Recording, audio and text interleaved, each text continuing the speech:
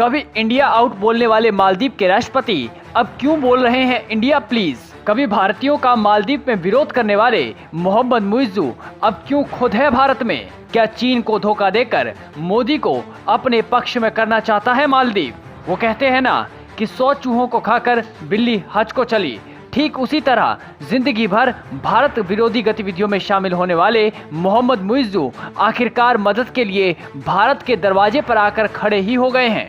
जब दुनिया ने मालदीव के लिए सारे रास्ते बंद कर दिए, सारे दरवाजे बंद कर दिए, तब मालदीव को भारत की याद आती है। कल तक चीन के उंगलियों पर नाचने वाला मालदीव अब भारत के आगे झोली फैलाए खड़ा है। मालदीव भारत के सामने कटोरा लेकर बैठ गया है। आज जब मालदीव चीन के डेब्ट ट्रैप यानी कि कर्ज जाल को समझ पाया, तब उसको भारत का असली महत्व समझ में आ गया है। जहां मालदीव ने इतनी भारत विरोधी गतिविधियां करी, तो वहीं दूसरी तरफ हिंदुस्तान महाभारत में कर्ण की तरह दानवीर बनकर मालदीव के कटोरे में $400 मिलियन यानी कि 3000 करोड़ रुपए दान दे दिए। भारतीय रिजर्व बैंक और मालदीव मौद्रिक प्राधिकरण ने सार्क मुद्रा स्वैप फ्रेमवर्क के तहत एक मुद्रा स्वैप समझौता किया, जिसके तहत मालदीव 18 जून 2027 तक भारत को पैसे वापस भारतीय रुपयों में करेगा।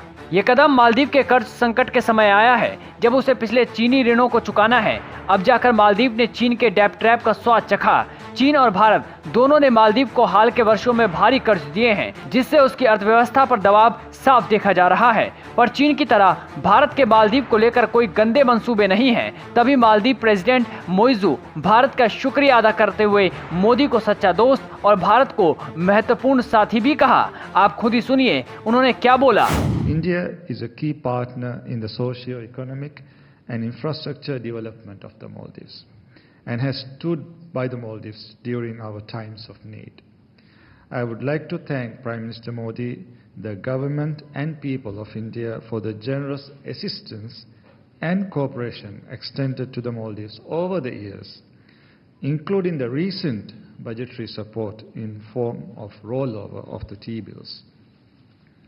I am thankful for the Indian government's decision to provide support in the form of 30 billion Indian rupees in addition to $400 million bilateral currency swap agreement, which will be instrumental in addressing the foreign exchange issues we are facing right now. आपको बता दें कि मालदीव का कर्ज GDP का 110% तक पहुंच चुका है और मालदीव को इस्लामिक बॉन्ड पर डिफॉल्ट का खतरा है। भारत ने पिछले महीने मालदीव को $50 मिलियन की सहायता दी थी। फिच रेटिंग्स का अनुमान है कि मालदीव की बाहरी कर्ज 2025 तक 557 मिलियन और 2026 तक $1 बिलियन से अधिक हो जाएगी। मालदीव के विदेशी मुद्रा भंडार अगस्त के अंत में $437 मिलियन थे, जो सिर्फ 1.5 महीने के आयात के लिए पर्याप्त हैं। कोविड-19 के बाद मालदीव की आर्थिक वृद्धि धीमी हो गई है। 2022 में जो मालदीव की जीडीपी 13.9% थी, वहीं 2023 में घटकर 4% रह गई। जनवरी में मालदीव के एक उप मंत्री द्वारा पीएम मोदी का मजाक उड़ाने पर दोनों देशों के संबंधों में खटास आ गई थी। मुइज्जू अब पूरी कोशिश कर रहे हैं कि वो किसी तरह से खटास दूर करके भारत के साथ अपने रिश्ते फिर से अच्छे कर सके।